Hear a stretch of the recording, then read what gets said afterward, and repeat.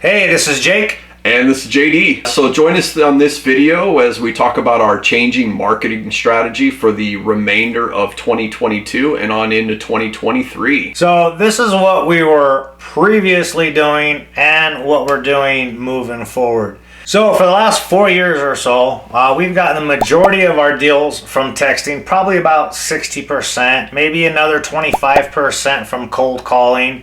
And the remainder of deals came from either RVMs, which is ringless voicemails, door knocking, we did pull down a couple from that, and then social media. And when I say social media, it's really the people that just see what I do. They've reached out to me. Most of them were realtors and brought us deals. So we really learned the value of that. Now, this type of marketing, the outbound marketing, has changed a lot, and a lot of these methods have become a lot more ineffective over the last couple of years, and JD is going to tell you why.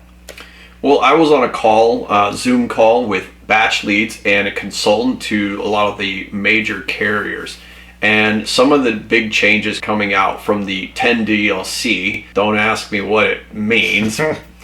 But the carriers are now hoarding the numbers, and that creates a number of problems. Number one, you need to buy more numbers because chances of you being able to go and get numbers when you need them, it's just not there. You now have to wait for more to be released. The other problem that it creates is when large companies, for example, buy 1,000 phone numbers, and then as they cycle through them and they're ready to replace them, they release those 1,000. Now the carriers are not putting them aside. They're re-releasing them to people that are waiting for numbers to be released. So what happens is now you're possibly getting a new phone number that you're ready to use, but it turns out it's already been flagged as spam from the get-go. So this guy also recommended that now you don't just release your phone numbers.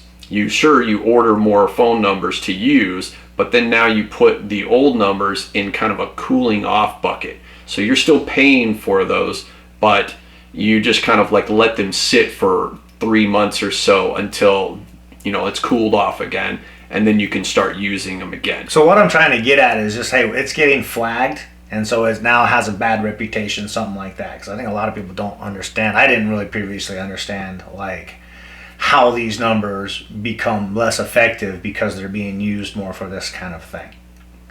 Right? Okay, so according to the carriers and their new algorithm, one way to circumvent the frequent spam flagging was to have a bank of phone numbers. For example, if you're going to send out 1,000 text messages per day, if you used one phone number to send all 1,000 text messages, the carriers guaranteed will flag that as spam.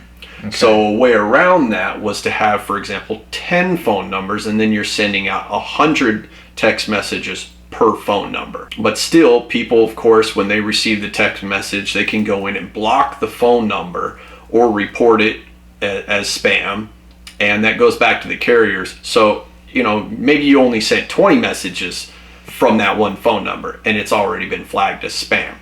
So the idea is to have as many phone numbers as you can as your bank of phone numbers, so that way as you're sending out your messages, you're able to send out from many different phone numbers rather than a small group of them. So with all that, Jake, what's happened now with our cold calling? Basically, it really did dry up. I mean, kind of happened relatively quickly. Calls just stopped getting answered. I know we were getting flagged. And with the cost of the lists and the VAs, it just became ineffective to market with cold calling. Yeah, not to mention the dialer service as well. Skip tracing. It's really, the ROI was not there. So tell us about some of those numbers. How drastically, because I know you're the numbers guy, so how drastically did those numbers drop off? Oh, within a 1 month period, we saw our connection rate go from 16% to a 2.5%. And what that really means is that we are only getting 16% of people answering the phone to begin with. And then on down, I'd have to look at the numbers, but we were, out of the number of people that answer the phone, you only get a small number of those people that turn into a lead.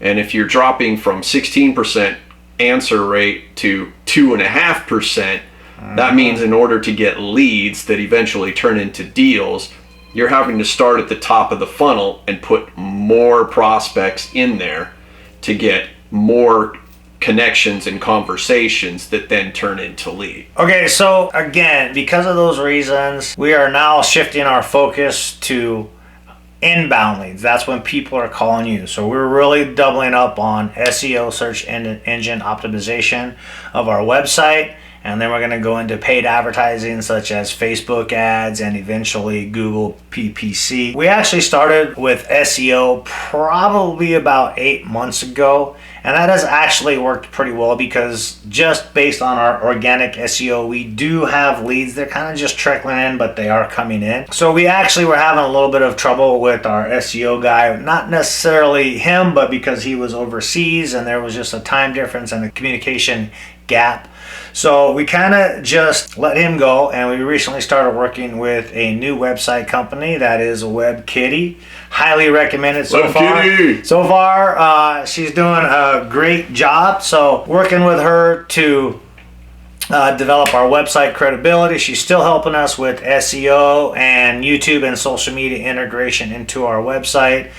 You probably know that inbound lead is automatically stronger than an outbound lead. If people are calling you, it's because they saw your ad or they saw you somewhere and they need your service. Now they're reaching out to you. So that's kind of what we're focusing on, working on that combined with developing our social media content and channels. We're moving into paying for social media ads, and we've recently interviewed a couple companies. What can you tell us about that? Well, we just started interviewing companies. We got the rule of threes, right? Interview or have 3 contractors walk the property, get 3 bids.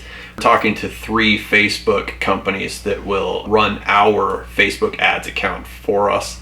And we're interviewing them. We're hoping to make a decision before the end of this week. So stay tuned to the next video. We'll tell you which company we chose and why, as well as some important questions that you might want to ask if you're looking to do this in the future as well. So actually, we are also taking a marketing seminar. It's 2 parts. We're going to do a virtual summit, which is about 2 days.